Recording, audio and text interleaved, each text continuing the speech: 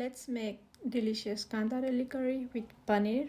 त्यसको लागि हामीलाई चाहिन्छ थोरै कान्तारेली अनि मजाले पखालेर हल्का ठिक्क स्लाइस गरेर मजाले भुइँमा भुट्ने।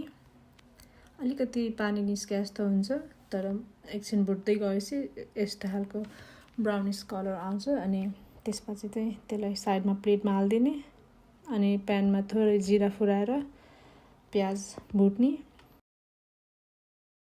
अनि एट द सेम टाइम मसलाको लागि चाहिँ थोरै जिरा, खुर्सानी, लसुन अनि अदुवा हालेर मजाले पिस्ने।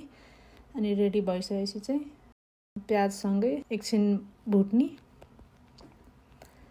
एकछिन भुटिसकेपछि स्लाइस्ड गोलभेडा र स्लाइस्ड ग्रिन चिली हालेर मजाले चलाउने। एकछिन चलाइसकेपछि भुटिसकेको कान्तारेली हाल्ने अनि मजाले यस्तो चलाएर पनिर क्युब्स पनि त्यसमै हालेर एकछिन जति चलाउने। अनि चलाइसकेपछि स्वाद अनुसार नुन हाल्ने।